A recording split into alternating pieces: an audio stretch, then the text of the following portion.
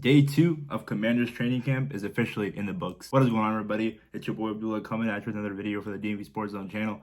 And in today, guys, I'm coming at you with a recap of Day 2 of our beloved Washington Commanders. And what a day it was, man. Before I get in this video, please make sure to like, comment, subscribe to the DMVSportsZone channel. We'd like to push out as much fire content out there as possible.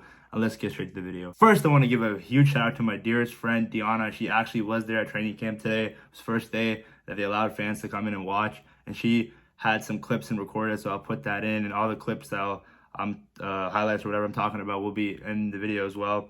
And shout out to all those people that just were recording. It was awesome, bro. It was great to see that many people out there. I guess that's what we'll start with. I mean, it's bravo to this whole new group, Josh Harris and his group, implementing those bleachers like last year when we went to OTAs, and even like so many years under the Snyder ownership, like it did not look that good. There was no bleachers. There was not that many fans in training camp, let alone just playing grass. So you could just stand there. But now they put bleachers, and they did this in a matter of a week. After Harris bought the team, he was like, "All right, let's clean this up," and he just did it like this. So that's my keynotes. Just seeing Josh Harris with partners, his whole group come down.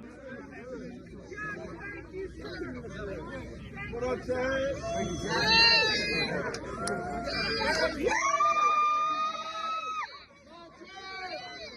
During training camp, taking pictures with fans. That's something that we never saw at Dan Snyder. That's going to be a common theme. When it's something that I see Josh Harris do, I'm going to be like, yeah, Dan never did that. So that is crazy. Another thing, talking about fans, is that when Ron Rivera was coming in today, there was a fan that screamed, "No BS, Ron, just football." And Ron looked back and smiled, put his thumb up. So it just looks like a whole new environment in Washington, especially in that Ashburn training camp area, a fresh breath of air. And this is awesome. I really can't just put into words how exciting this new tenure will be. As a young fan, haven't seen much success on the field, and it just starts with training camp and all the off season and just winning day by day. Nothing much else you could ask for. But so it was good to see that, just fans being happy. We're gonna be there Saturday. I'm gonna be there Saturday with other friends, and it's gonna be packed, I heard. So it should be exciting. But let's get straight to news and notes from Day 2. Let me see right here. So obviously talk about energy, and just going over through some tweets. Energy was going crazy. AG, Brian Robinson saying what's up to the players. Day 2 of training camp, first player out of the practice field is drumroll, wide receiver Bryson Tremaine, undrafted free agent from Stanford. So good to see him out there. Yeah, Scott Abraham talked about the tweet. Everyone was howling for Sam Howell, so that was awesome. New ownership, just everyone excited. Everyone saying thank you, Josh. Even the Virginia governor, Glenn Youngkin, was out there talking about potentially a new stadium in Virginia. So they started off with some tight end drills. This is all by Zach Shelby. There was Logan Thomas and Curtis Hodges going through blocking drills to get anything started. So seeing the tight ends get active. So here we go with Zach Shelby. Howell starts 7-on-7 with the completion to Brian Robinson. Cody Barn, it looked like he had a shot at the pick, but somehow Sam Howell fit in the window. That was a tight window again. Sam Howell looked awesome.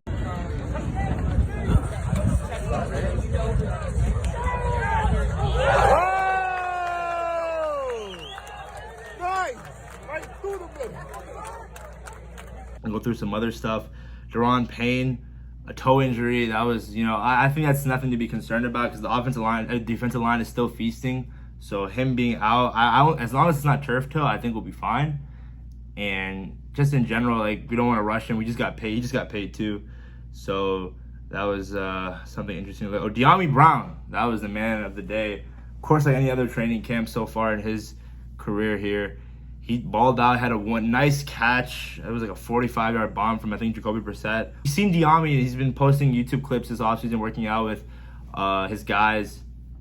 It's a year where, hey, Sam Howell, if there's any guy that could somehow turn it around with Dyami, it could be his former college quarterback, Sam Howell, that connection they had at UNC.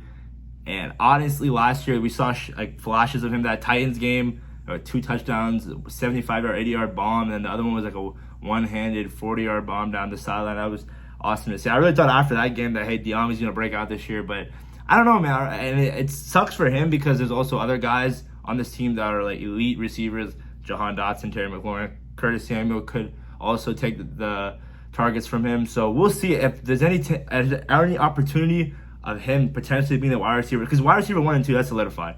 But 3, I could see him like, hey, Eric Bieniemy wants to use our deep wide receiver threat outside of Jahan and Terry, and he's obviously more of a deep threat than Curtis Samuel. So Dyami, hopefully he's more utilized in this offense, bro. I can't wait with Eric Bieniemy as the new coordinator. No Scott Turner, conservative play calling. Some other notes, Chase Young, I love the spotlight today. He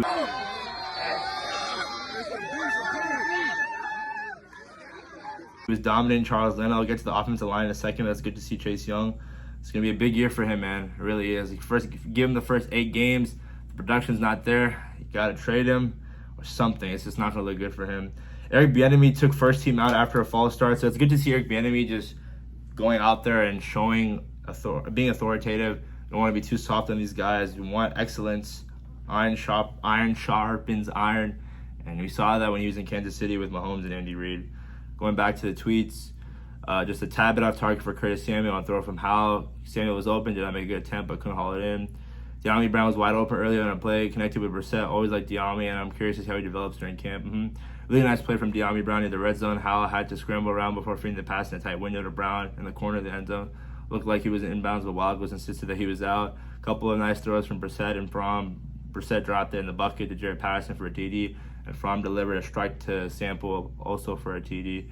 Defense is really getting after how during blitz pickup. A reminder that Washington's defensive front is going to be a problem for everyone.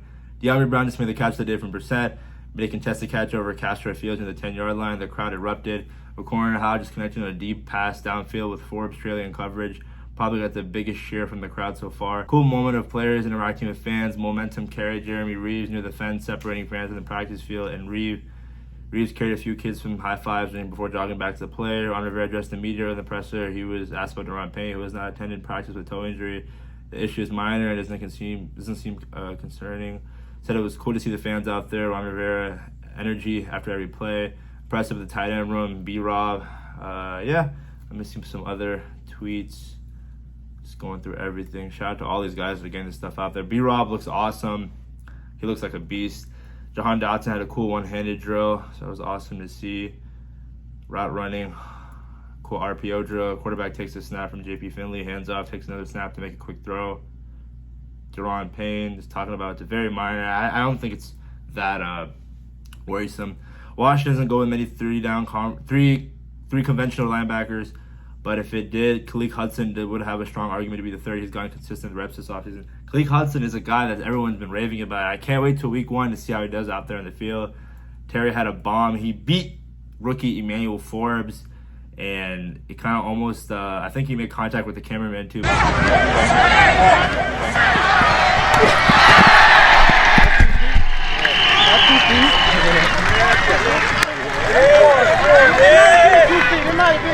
But Terry just being Terry, and it shows that, I mean, a lot of people are going after Emmanuel Forbes, but saying, oh, this doesn't look good. But again, you got to think about it. He's a rookie, and it's Terry McLaurin, one of the best receivers in this league. Again, I got to talk about it. I didn't make a video about this, but 94, top 100, guys like Garrett Wilson, A.J. Brown, CeeDee Lamb are going to be above him. Hopefully this bias ends. Terry at 94 is crazy. Sam Howell throws a very good deep ball. Yeah. So Sam Howell just hit a home run deep ball to Terry McLaurin on a deep ball. Sam Howell just hit a home run deep ball to Terry McLaurin on a deep ball. McLaurin beat Forbes out in the field and made an acrobatic catch flying out of bounds. This is good stuff, man. It really is. And just fans out there being fans. I can't wait, bro. Preseason is just around the corner. Obviously, autographs after. Everyone was going crazy. Can't wait to go down there.